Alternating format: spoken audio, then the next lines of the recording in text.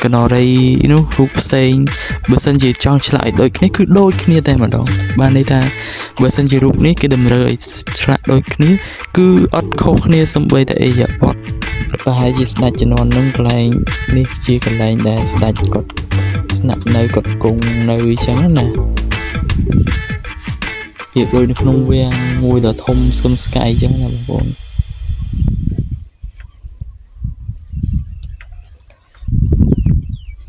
hay thầm mò nít suốt đây bọn ôn ngày đây dương một chập đàm episode thì bé này đầm nạp cầm san để can cầu vượt hay tại tập hiện nít cứ dương cầm bông tập job sra đại miền pasan lớn nóng đại tắc khu prang của pasan ở trên lên rất là bộ bộ ở đang tại miền mùa hè đây đại còn đại thà pasan nắng bị chia để thưa là vị thầm mò sau hai tại vậy bàn chỉ mình miền cả lịch trong tắc được về để tắc chân lang khai tắc làng lẹp liền ấy chẳng cứ mình lấy tờ tờ sọ cứ ăn đại từ lượt tắc chẳng là con của thì mình toàn miền ở chầm lái ở chạy lẹ ông pi và sàn nắng nè mình đang thành một hết đây để thừa ở và sàn nắng mình lịch này không tắc chẳng là bảo hay dương của ban chụp mơ mà sụt đây và sàn nắng ta có thể ban chụp bài bóng ôn mới ban tập đi trong ngày chứ nè hay dương bộ màu này về như này không phục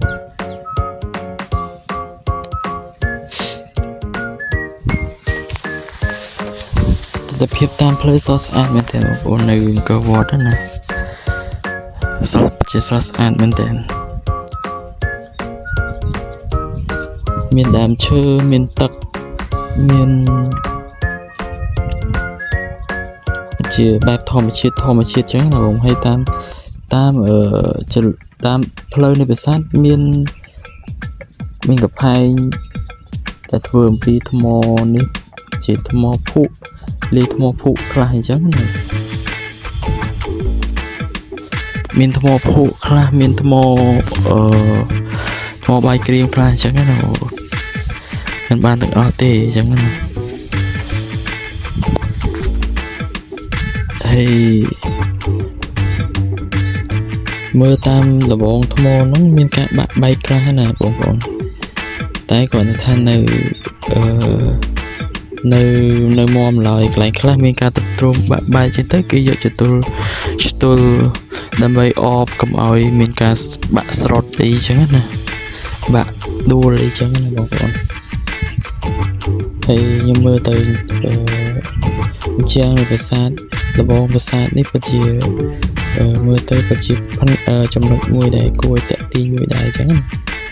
để cho lòng trang bị tập hiệp môi để bài bồ ran bài vẽ con sầm mày muốn đó là bộ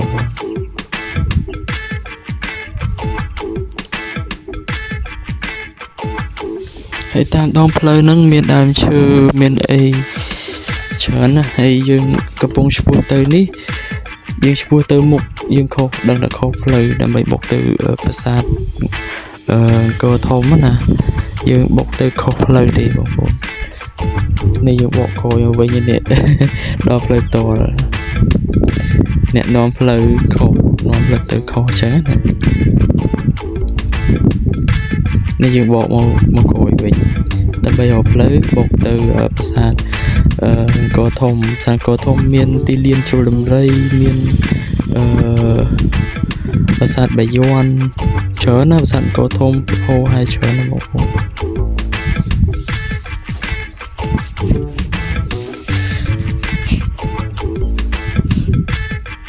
thì ní một đo này hay bông bông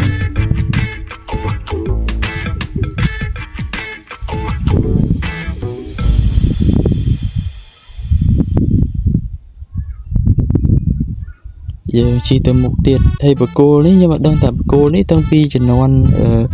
sớm mai có rồi cô này cái tâm thừa lời chẳng nè ta mẹ làm tha bà cô đấy đôi chim mẹ làm tha đôi chim thưa vìសម័យអង្គរមិនទេដូចថ្មពីសម័យអង្គរមិនទេបកគោលតូចនេះណានេះយើងមកដល់នេះហើយបងប្អូនមកដល់កផែងយើងឡើងលើកផែងហ្នឹងណានោះកាំងឆ្វេងដៃនោះនេះយើងចូលកន្លែងចំណតសិនចូលកន្លែងចំណតមានកន្លែងលក់ពាក់ព័ន្ធនឹងឧបករណ៍ភ្លេងពាក់ព័ន្ធនឹងសម្លៀកបំពាក់បែបអង្គរមានត្រូមានអីមានរូបចម្លាក់ជ័យរ៉ូម៉ានទី7មានរូបប្រាសាទបាយ័នមាន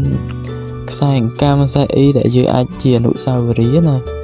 យើងអាចទិញយកមកខ្ញុំមកដល់ហ្នឹងខ្ញុំទិញបានស្គរមួយស្គរដៃណាទុកជាអនុស្សាវរីយ៍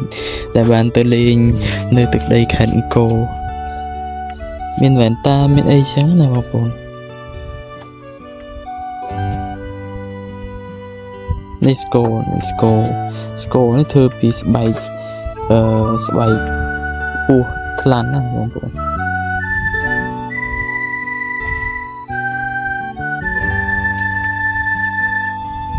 មានគ្រឿងសង្ហារឹមមានពាក់ព័ន្ធនឹងឧបករណ៍អនុស្សាវរីយ៍ច្រើនណា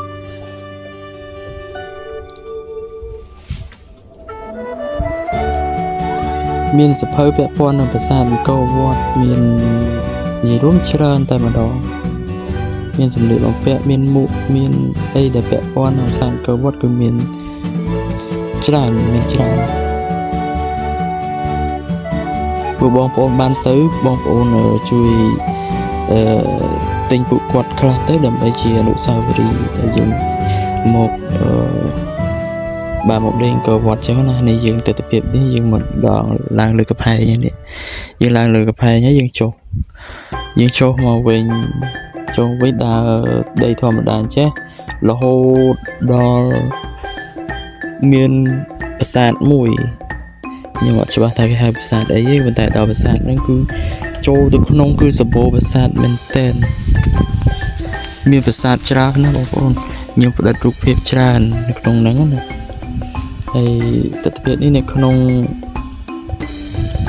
មកនិយាយពីដើមឈើវិញដើមឈើធំណាស់ខ្ញុំដើមឈើធំហើយខ្ពស់យើងមើលតាមកាមេរ៉ាទូរស័ព្ទវាប្រហែលជាមិនដូចយើងមើលផ្ទាល់ទេដោយសារមើលផ្ទាល់វាធំជាងឆ្ងាយណាបងប្អូនធំខ្លាំងណាស់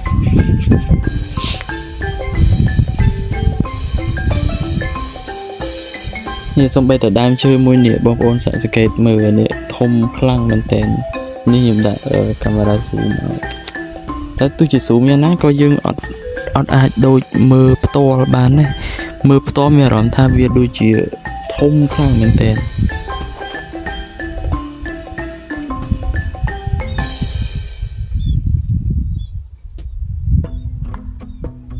ហើយទស្សនវិជ្ជានេះខ្ញុំអត់ចង់កាត់ចោលវីដេអូដែលយើងដើរខ្លះទេដើម្បីចង់ឲ្យបងប្អូនមើលតាមទស្សនវិជ្ជាដែលយើងចុះដើរជួបនោះច្រើនអញ្ចឹងណាមានដើមឈើធំហើយនេះយើងមកដល់ចិត្តមកដល់ហើយបងប្អូនដើមឈើនេះក៏ធំដែរបងប្អូននេះហើយយើងចិត្តមកដល់ប្រាសាទអង្គរវត្តហើយមកដល់ប្រាសាទអង្គរវត្តមានប្រាសាទមួយតូចមួយច្រឡឹងស្រស់ស្អាតមែនតើនៅចិត្តហ្នឹងមិនដឹងតែគេធ្វើប្រាសាទនេះប្រពីអ្វីដែរអញ្ចឹងណាបងប្អូនដោយសារយើងបានសិក្សាច្បាស់ហើយប្រាសាទនេះតូចច្រឡឹងតែស្រស់ស្អាតមានអារម្មណ៍ថាស្រស់ស្អាតខ្លាំងខ្ញុំមានអារម្មណ៍ថាចាប់អារម្មណ៍កូនប្រាសាទនេះស្អាតតែគេអត់ឲ្យយើងចូលលេប្រាសាទនេះណា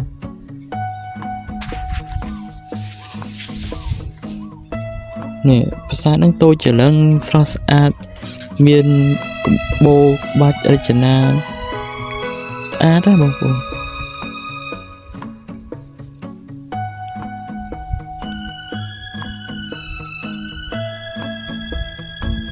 ហើយនេះយើងមកដល់ប្រាសាទប្រាសាទដដែលក៏ថាយើងផ្ដិតចិត្តបន្តិចហ្នឹងណា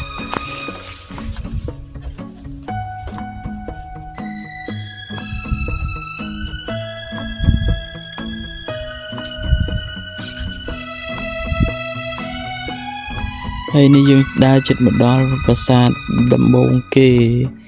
ក្នុងចំណោមប្រាសាទធំនៅក្នុងប្រាសាទអង្គរធំណា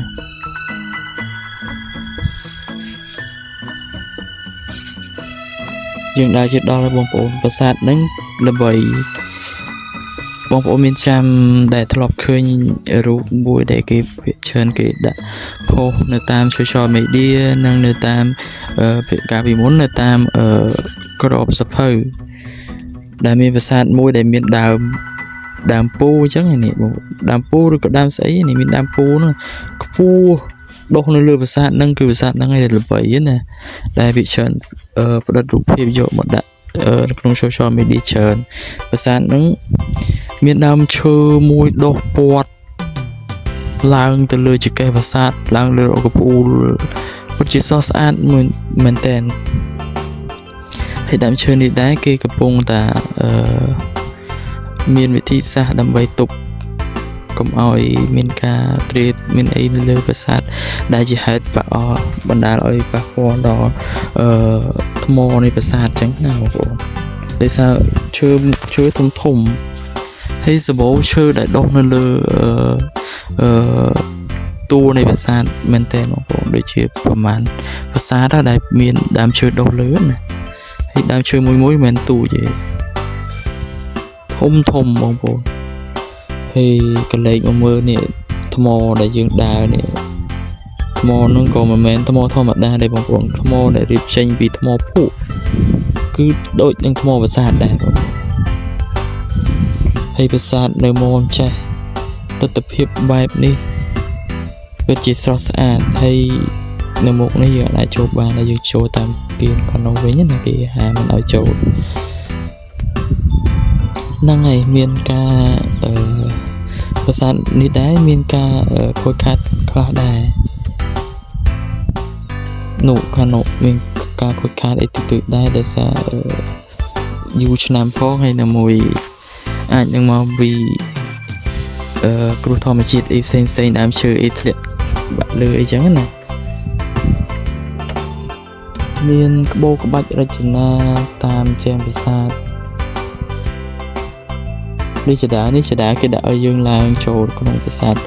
បន្តដើម្បីឃើញប្រាសាទផ្សេងស្រស់ស្អាតទៀតចឹងណាហើយនេះខ្ញុំចូលហើយបងប្អូនខ្ញុំចូលក្នុងប្រាសាទដែរនេះខ្ញុំថតទស្សនភាពជើងប្រាសាទឲ្យនេះខាងក្នុងថ្មសុទ្ធមកបងប្អូនទម្រាបបន្ទប់លើគ្នាដែលចេញជារូបរាងប្រាសាទមួយហើយថ្មនេះមិនមែនថ្មធម្មតាទេគឺថ្មភក់ថ្មដែលមមមិនមែនថ្មបាយក្រៀមទេថ្មនេះណាហើយយើងចូលមកក្នុងទៀតបងប្អូននេះយើងចូលមកក្នុងទៀតស្រស់ស្អាតខ្លាំងមែនតើហើយខាងនោះពិស្ខាតខាងនោះមានការបាក់បែកខ្លះហើយនេះភាសាដែលខ្ញុំចង់រាយរាប់ប្រាប់បងប្អូនតែមានដើមឈើដុះលើនោះគឺទិដ្ឋភាពស្រស់ស្អាតមែនតើប្រាសាទនឹងមួយនៅក្នុងចំណោមប្រាសាទម្ដុំហ្នឹងគឺមានដូចជា 3-4 ប្រាសាទដែលមានដើមឈើដុះលើណាហើយប្រាសាទនេះគឺជាទិដ្ឋភាពមួយដែលមានការល្បីនៅក្នុងបណ្ដាញសង្គម social media ណាដែលគេថតអីមកណាមានដើមឈើដុះលើនឹងខ្ញុំស្ដាយដែលអត់បានថតរូបស្អាតនៅជាប់បើអញ្ចឹងភាគច្រើនខ្ញុំផ្ដិតជាវីដេអូដើម្បីចែករំលែកឲ្យបងប្អូនទស្សនា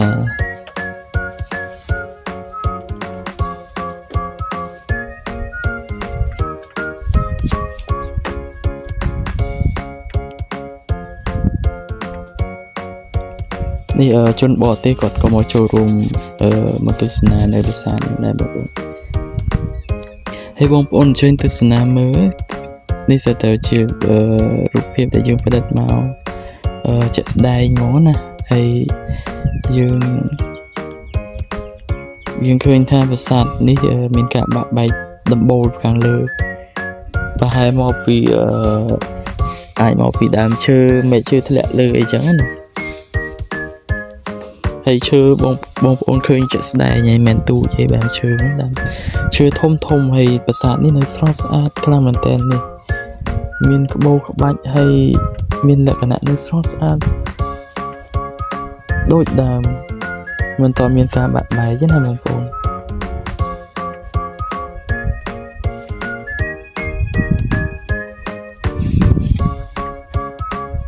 chơi chân vẽ con nâng ở sát đây sang xong để dương bật video ở bộ phận mưa ní xong ca từ xa đó bộ vẽ bộ đó không ai dương ca bị chân đòn muốn cứ còn miên ở phía trước ban luôn miền tây nó cả bằng cá sang xong và sát đi mua trên nó miên tầng các bộ các bạch miên tầng bờ sân chỉ dương đi dây pi các bộ các bạch với các bộ bạch ở tí ho nhưng mà tí ho bờ sân chỉ các bộ các bạch rút cái nọ đây bên em cái nọ đây ấy chẳng cứ rút đôi kia admin khâu kia thà rút cái nọ đây nó rút sen bờ sân chỉ chọn lại đôi kia cứ đôi kia đây mà đó ban đây thà bờ sân chỉ rút ní cái đầm rơi lại đôi kia cứ ad khâu kia xong bây tại giờ bọt rút riêng ấy ad khâu kia mà ní từ tập hiện dương đặt vị chung ngày mà nàyภาษานี่ภาษานี่สะอาดได้บ่ผมเนอละอให้สะอาดให้ภาษานุได้ก็มีน้ำเชิดดอกไปเลยได้บ่ผมจะมายังทั่วดำนาตะมกติดยังทั่วดำนาดตะมกติดยังมีภาษาเซ็งๆในมีน้ำเชิดดอกไปเลยนะให้ยังชัวทั่วดำนาละโหดดอภาษากาภาษาเชิญนะภาษาเนี่ยมีบอกแต่โดยจีภาษาใบย้อนแต่ดอในจังนะยังได้มือสับกรุบต่อให้แต่เพียบไม่ได้ในขนมภาษา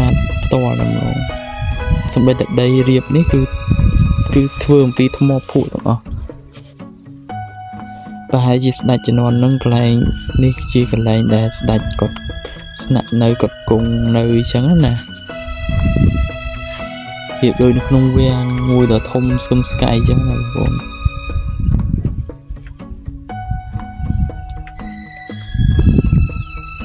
ให้ทมอนี่จะแต่เป็นจีบประเภททมอภาษา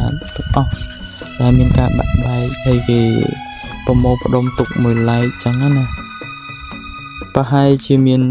แปะพอนังสมัยสังกรีนแต่มาได้มีการบัดใบจังมีนกรอบใบกรอบฟลาวอะไรจังนั้นนี่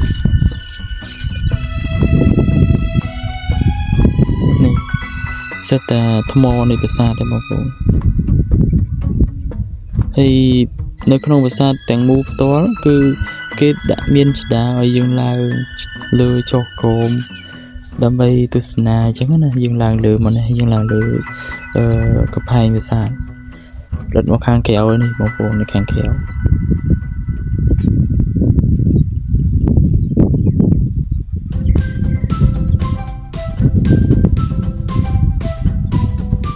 ในก็เลยมาทมอในวิ่งคือเชิญครั้งเหมือนเต้นทมอนี่มันตั้งแต่ยกมาโอ้ทมอน้องไฟจิตทมอมันเชียงภาษายังไงบอกผมภาษารูปเรียงเสดียงเนี่ยน้องเชียงมีการบะใบเชียงมา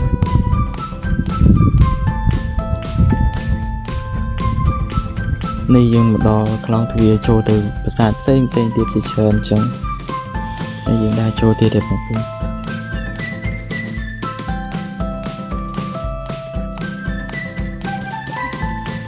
แต่เพียงการลือเนี่ย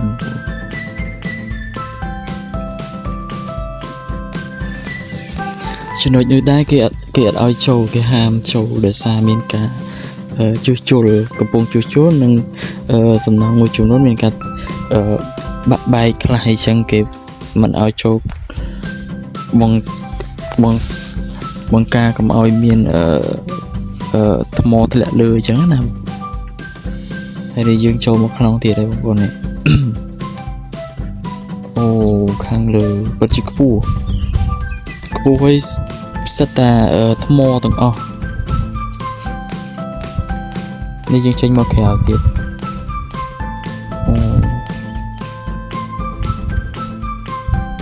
อารมณ์ยังตัวแต่บ้านติดดำนากำสันแต่การก็วัดเป็นเชียมีอารมณ์สดใสมีอารมณ์สบายดีขนมจัดครั้งเหมือนแตนมองเปล่าแต่บ้านเคย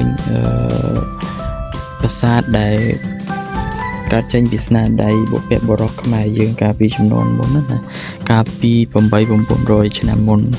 មកពាន់ឆ្នាំមុនអញ្ចឹងណាបងប្អូនហើយទស្សនភាពនៅពេលបច្ចុប្បន្ននេះក៏មានប្រាសាទខ្លះនៅមានស្អាតសឹងតែ 100% ប្រាសាទខ្លះក៏មានការបាក់បែកតែការបាក់បែកនេះទៀតសោតក៏មិនបាក់បែកដោយសារការទ្រុឌទ្រោមមិនដែរគឺដោយសារ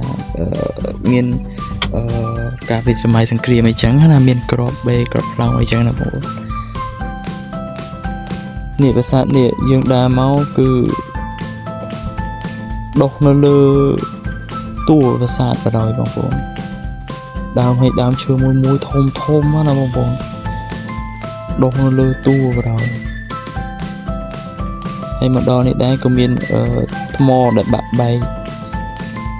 ពីជញ្ជាំងប្រាសាទពីតួប្រាសាទអីខ្លះដែរសិតតែថ្មបងប្អូនហើយប្រាសាទនៅម្ដុំនេះមានទស្សនភាពស្រស់ស្អាតហើយនៅមិនទាន់បាក់បែកច្រើនបងប្អូន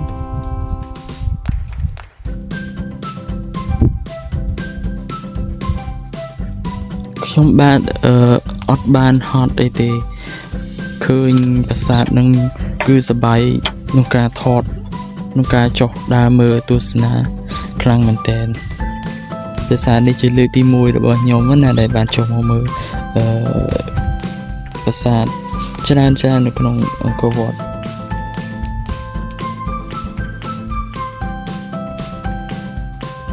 សិតតែប្រាសាទបងប្អូននេះក៏ជាប្រាសាទមួយដែលផ្ដុំជុំគ្នា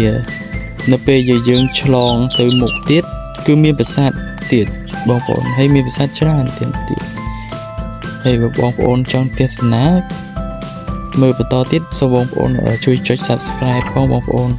វាអត់ខាតអីទេបងប្អូនជួយចុច Subscribe ហើយដាក់សញ្ញារូបកណ្ដឹងដើម្បីបន្តក្នុងការឲ្យខ្ញុំថតអំពីវីដេអូផ្សេងពាក់ព័ន្ធនឹង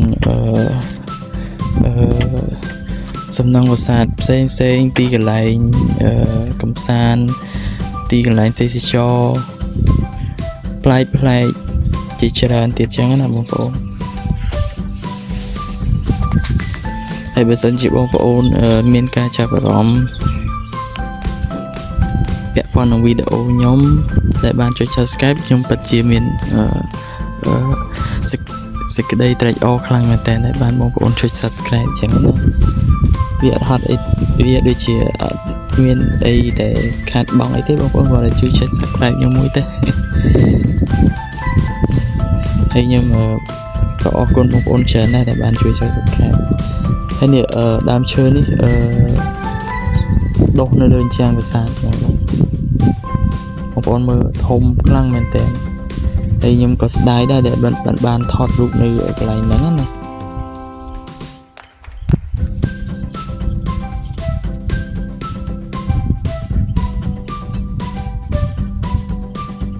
នេះយើងចូលមកក្នុងប្រាសាទគេហៅប្រាសាទគក់ទ្រូងប្រាសាទគក់ទ្រូងនេះដែរគឺចង់បង្ហាញពីយើងចូលនៅក្នុងប្រាសាទហ្នឹងនៅពេលដែលយើងគក់ទ្រូងនៅក្រោមប្រាសាទវាបញ្ចេញសំឡេងនៅខាងលើអញ្ចឹងណាបងប្អូនឬទ្រូងយើងគក់នៅខាងលើអញ្ចឹងណាហើយជនបរទេសដែលគាត់ក៏មកចូលមកគក់ទ្រូងក្នុងប្រាសាទហ្នឹងដែរនេះយើងចេញមកវិញណាបងប្អូនហើយជាងប្រាសាទនោះកំផែងប្រាសាទគឺមានក្បូរក្បាច់មានបែបផែនល្អខ្លាំងមែនទែនមានទ្វារចូលមានប្រាសាទជាច្រើននេះដើមឈើដែលល្បីណាមានច្រើនកន្លែងបងប្អូនដែលដុះនៅលើតួប្រាសាទហើយមានការល្បីច្រើនហើយជនបរទេសក៏គាត់ថតរូបគាត់ផលិតរូបពាក់ព័ន្ធនឹងកន្លែងដើមឈើដែលដុះនៅលើតួប្រាសាទហ្នឹងច្រើនបងប្អូន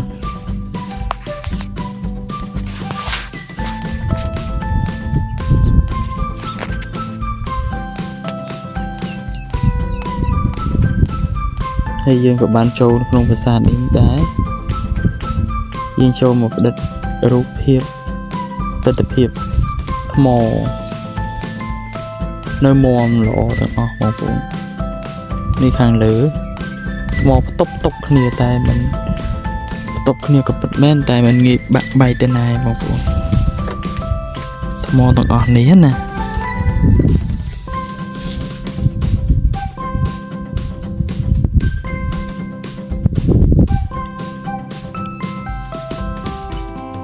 យើងនៅកវ៉ែលនៅម្ដុំនេះអត់តន់ទៅខាងមុខទៀតទេចាំមើលបងប្អូនជួយទេសនាខ្ញុំនឹងទៅមុខទៀតដើម្បីផ្ដល់រូបភាពផ្សេងទៀតពាក់ព័ន្ធនឹងប្រាសាទមានប្រាសាទច្រើនទៀតអីនៅខាងមុខណាបងប្អូន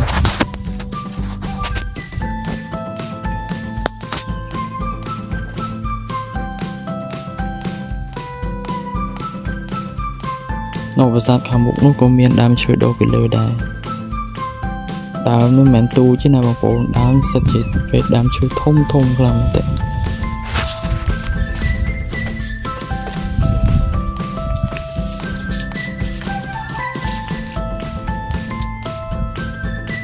មានដើមឈើមានភ្ញៀវទេសចរគាត់មកចុះមកទស្សនាតួនៃប្រាសាទជាច្រើនអញ្ចឹងណាយើងនៅម្ដុំនេះនៅឡើយទេមិនទាន់ដើរទៅមុខទៀតទេបងប្អូនតិចទៀតបងប្អូននឹងទទួលបានចំណីចក្ខុពាក់ព័ន្ធនឹងប្រាសាទផ្សេងទៀតនៅខាងមុខបងប្អូនសូមអញ្ជើញទស្សនានេះយើងចូលមកក្នុងហើយបងប្អូននេះ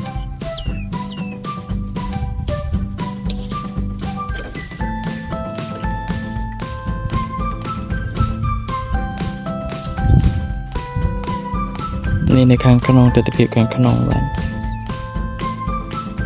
នេះយើងដើរក្រោមដំបូលចិញ្ចាំងប្រាសាទអូពិតជាអស្ចារ្យបងប្អូនខ្ញុំមានអារម្មណ៍ដើរក្រោមនឹងហើយមានអារម្មណ៍ថាពិតជាអស្ចារ្យខ្លាំងមែនតើដើរនៅក្រោមថ្មណាថ្មដែលឧបបរោះយើងគាត់សាងសង់មកណាហើយប្រាសាទខាងមុខទៀតគេខាងនេះគេឲ្យចូលលេខប្រាសាទមានការជួសជុលកំពុងជួសជុលអីចឹងណា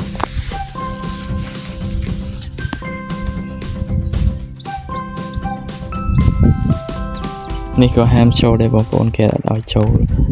ខ្លាចមានបញ្ហាអីចឹងណាដូចគេដាក់ហាមចូលចឹងយើងកុំចូលគ្រាន់តែយើងដាក់រូបភាពទៅបានណាបងប្អូនហើយមកដល់ទិដ្ឋភាពនេះដែរជាកន្លែងដែលមួយដែលល្បីក្នុងបណ្ដាញ social media ដែលគេប្រជែងពីផ្ដាច់រូបជាប់អីចឹងណាតែនេះគេជាដើមឈើដែលដុះនៅលើតួប្រាសាទដ៏ធំខ្លាំងមែនតើដើមឈើនេះណាហើយប្រាសាទដែលធ្វើអំពីថ្មភក់របស់បុព្វបុរសខ្មែរយើងនេះវាអាចទ្រទ្រង់បាន 100% ទ្រនៅដើមឈើដ៏ធំមហិមាណាធំខ្លាំងមែនតើដើមឈើ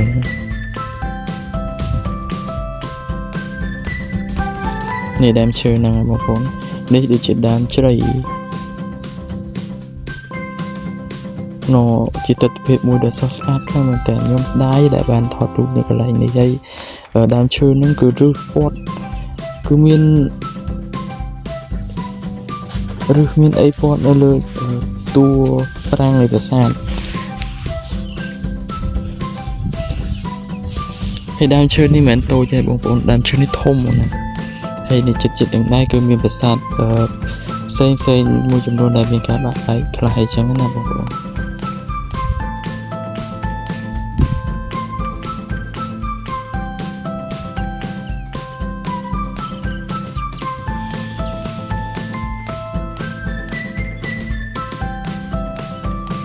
នេះយើងចូលមកកន្លែងផ្សេងទៀតហើយ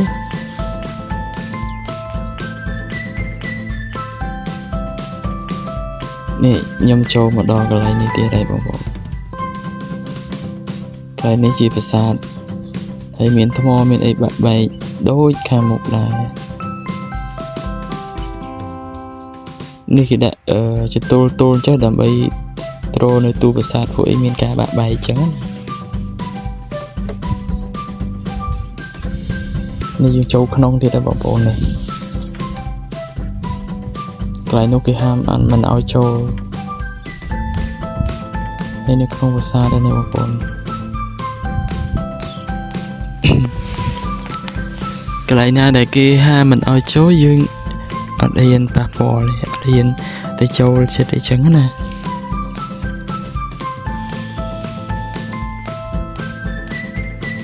ហើយបងប្អូនក៏អញ្ចឹងដែរបើសិនជាបានបងប្អូនបានទៅទស្សនានៅប្រាសាទអង្គរវត្តសូមកុំទៅប៉ះពាល់នៅចិត្តតួប្រាង្គនៃប្រាសាទដែលគេដាក់សញ្ញាហាមមិនឲ្យចូលឬក៏អីបែបណាមួយគឺយើងកុំប៉ះពាល់បងប្អូន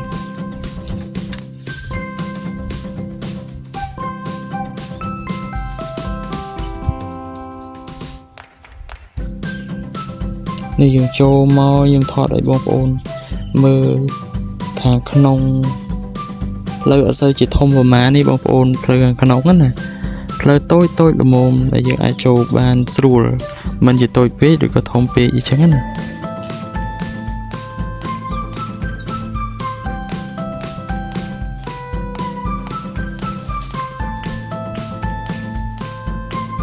នេះដើមឈើផ្ទាល់តែម្ដងនេះយើងអូធំមកខ្លាំងមែនតើបងប្អូនដុះនៅលើហ្នឹងហ្មង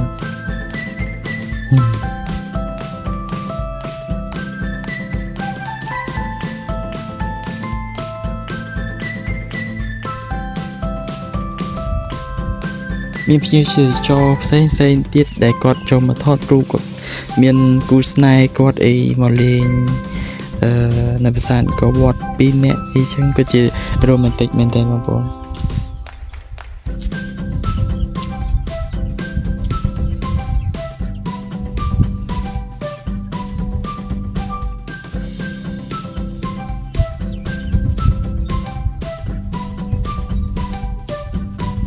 នេះជញ្ជាំងខាងកំផែងនៃប្រាសាទមិនមែនទេបងប្អូននេះគឺជាប្រាសាទមួយផ្សេងអញ្ចឹងនេះយើងដើរចូលមកក្នុងទៀតទេបងប្អូន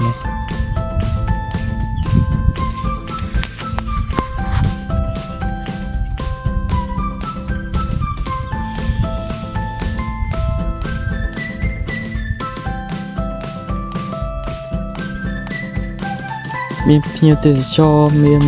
ព្រះសង្ឃលោកសង្ឃគាត់មកទេសនាដែរអញ្ចឹងណាមិនត្រឹមតែភ្ញៀវទេសចរបរទេសទេតែមានព្រះសង្ឃហើយព្រះសង្ឃខ្លះក៏មានព្រះសង្ឃបរទេសដែរព្រះសង្ឃខាងចិនខាងអីចឹងណាគាត់អញ្ជើញមកចុះមកទស្សនាដោយរូបភាព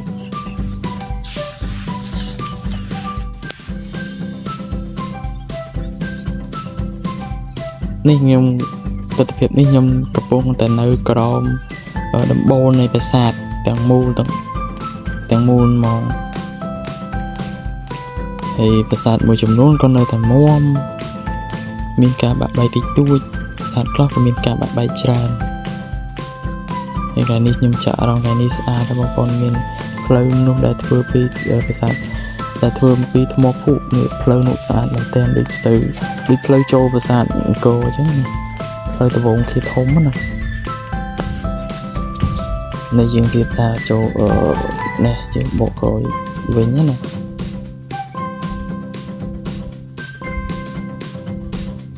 េះផ្លូវនេះខ្ញុំចូលចិត្តខ្ញុំចាប់អារម្មណ៍មានចំណាប់អារម្មណ៍ផ្លូវនេះខ្លាំងមែនតើស្អាតលយអស្ចារ្យដូចផ្លូវចូលនៅប្រាសាទធំណាខាងមុខធំណាដែលយើងចូលដំបូងណាហើយផ្លូវហ្នឹងតូចស្អាតបងប្អូន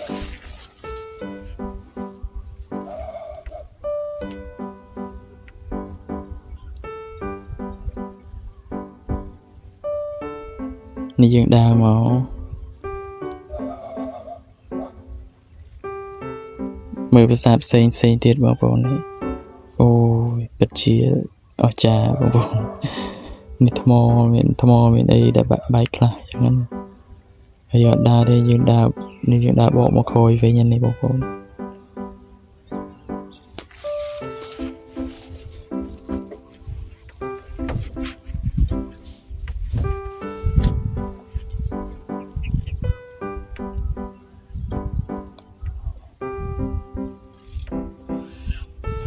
យើងកំពុងដើរបកក្រោយវិញហើយយើងថតអញ្ចឹងប្រាសាទធ្វើអំពីថ្មភក់ធ្វើអំពីថ្មបាយក្រៀមប្រាសាទដែលធ្វើអំពីថ្មបាយក្រៀមក៏មាននៅមាំមកដល់បច្ចុប្បន្នដែរក៏ប៉ុន្តែបើប្រៀបធៀបជាមួយនឹងប្រាសាទដែលធ្វើអំពីថ្មភក់ ប្រាសាទដែលធ្វើអំពីថ្មភក់មានការរឹងមាំខ្លាំងជាងបងប្អូនប្រាសាទថ្មភក់ជាថ្មដែលតាន់មកអីចឹងណាហើយថ្មបាយក្រៀមគឺជាប្រភេទថ្មដែលស្រាលជាងថ្មភក់ហើយមានលក្ខណៈដូចគេហៅថាថ្មបាយក្រៀមដូចបាយក្រៀមអញ្ចឹងបងប្អូនមានចន្លោះមានអីតិចតួចអញ្ចឹងណាហើយនេះយើងចេញមកនេះអូប្រាសាទនេះពិតជាអស្ចារ្យខ្លាំងមែនតើបងប្អូននេះប្រាសាទនេះតែខ្ញុំអត់បានចុះទៅផ្ទាល់ណាបានថតពីខាងក្រៅស្ដាយមែនតើបងប្អូននេះប្រាសាទនេះគេអត់ដឹងទៅហៅប្រាសាទអីទេអូស្រស់ស្អាតខ្លាំង